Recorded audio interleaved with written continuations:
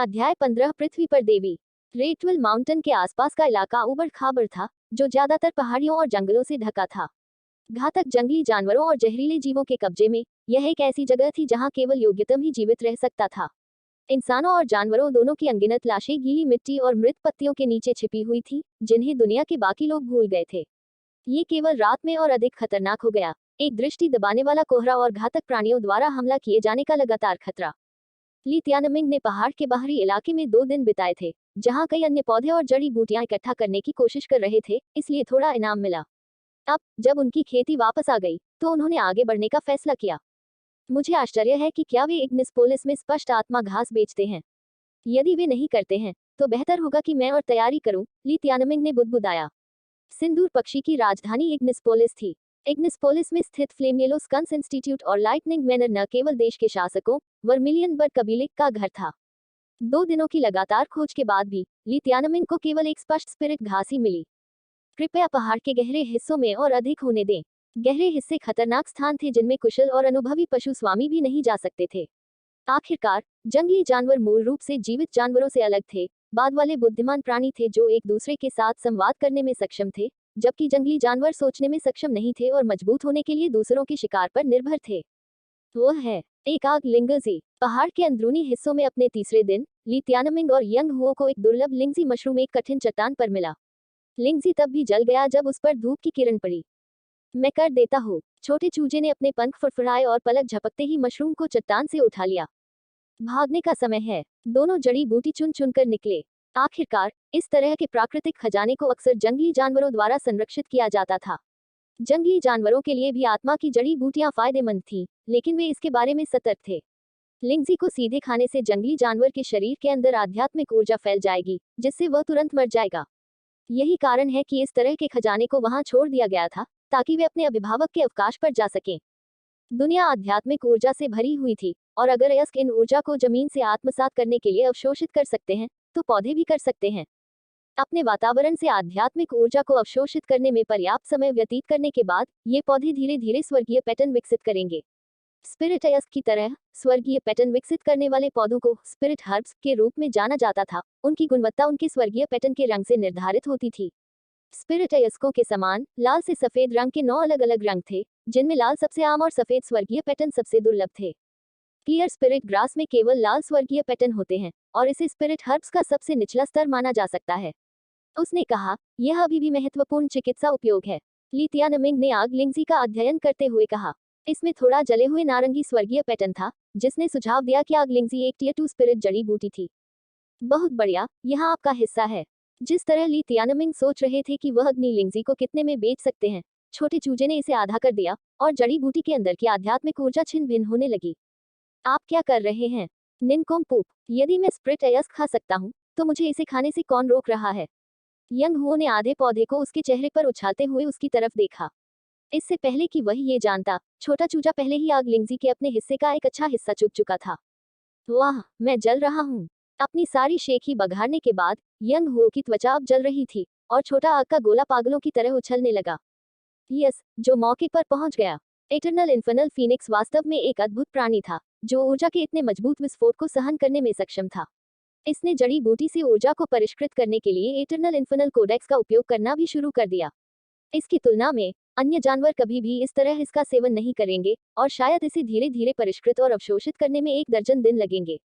ली तियानमिंग, मैं तुम्हें इसे खाने की चुनौती देता हूँ, हालांकि मुझे संदेह है कि तुम्हारे पास गेंदें हैं या नहीं। हे, यंग हुओ ने ताना मारा। हाँ, ली तियानमिंग हंसे। ये पहली बार नहीं था जब उनका पेट जल रहा था। कुछ तेज काटने के साथ उसने आग लिंगजी को निगल लिया। जड़ी बूटी लावा की एक सुन्न झुलसाने वाली धारा में बदल गई, क्योंकि यह उसके गले से नीचे गिर गई, और जैसे ही यह उसके पेट में प्रवेश किया, यह मैग्मा को निगलने से बहुत अलग नहीं लगा। नारंगी स्वर्गीय पैटर्न बनाने के लिए पर्याप्त सार को अवशोषित करने में अग्नि लिंगजी को वर्षों लग गए।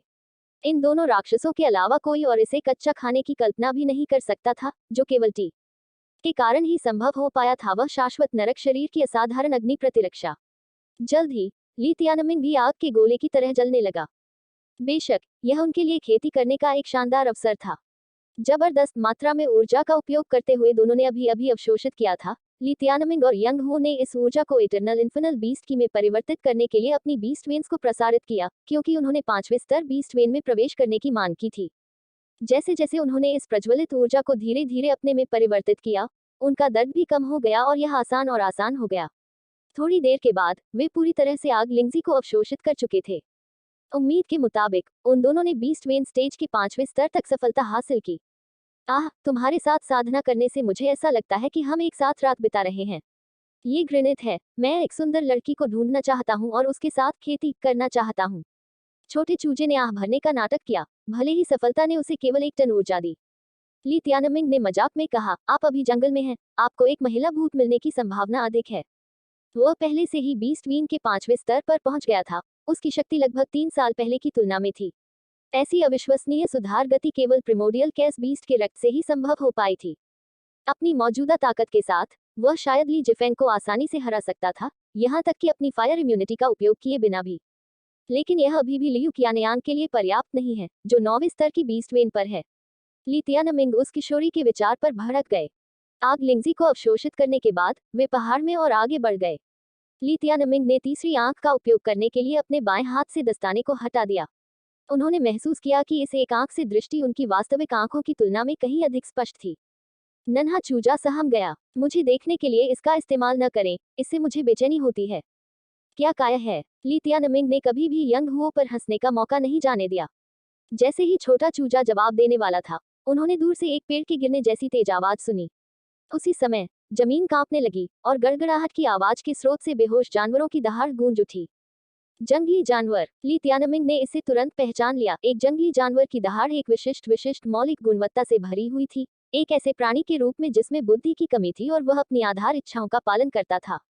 जैसे ही वे जंगली जानवर से दूर भागने वाले थे, ली तियानमिंग अचानक मौके पर जम गए। उनकी आंखें जानवर की दिशा में घूर रही थी।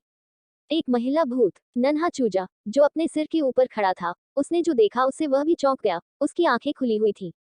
वे जंगली जानवर के बारे में सही थे, लेकिन ये किसी का पीछा करने में व्यस्त था। मादा भूत यंग हो का जिक्र कर रही थी। भूत, वह पूरी तरह से एक देवी है। ली तियानमिंग ने फ्लेमियोलोस्कियंस इंस्टीट्यूट में बहुत सारी सुंदरियों को देखा था, उनमें से एक न्यू किंग थी। इग्निस पुलिस ने वर्मिलियन बर्ड नेशन की कई खूबसूरत महिलाओं को इकट्ठा किया था, उनमें से कुछ प्रतिभाशाली थीं और अन्य सम्मानित पृष्ठभूमि वाली थीं। फ्लेमे हेवन में भी लियुकिंग जैसी आकर्षक महिलाओं की एक अच्छी संख्या थी, जिनकी मुस्कान से कई पुरुषों का दिमाग खराब हो सकता था। और फिर भी अपने पूर्व के अनुभवों के बावजूद समय रुका हुआ लग रहा था, क्योंकि ली तियानमिंग ने अपनी ओर दौड़ती हुई आकृति को देखा। लड़की चमकदार सफेद धुंध में लिपटी दिख रही थी। उसके रेशमी काले बाल काली स्याही की तरह बह रहे थे।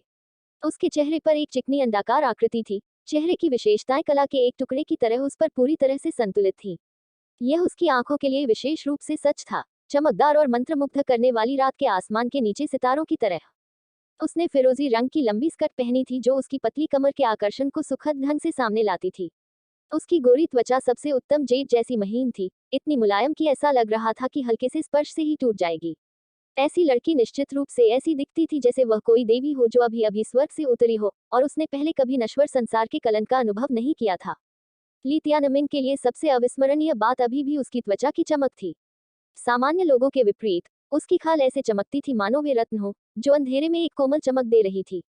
ठीक यही चमक थी जिसने उसे घेरने वाली सफेद धुंध का निर्माण किया। ली तियानमिंग को कभी नहीं पता था कि इतने खूबसूरत लोग भी हैं, जो पूरी दुनिया को अपने आकर्षण के सामने झुका सकते हैं। लड़की की उपस्थिति जंगल को रोशन करने वाली लग रही थी, जिससे ली तियानमिंग सभी रक्तपात और खतरे को भूल गए थे। मानव शरीर इतनी सुखद चमक कैसे दे सकता है? लड़की की उपस्थिति ने उसके दिमाग को खाली कर दिया। उनके हृदय में एक भाव प्रकट हुआ।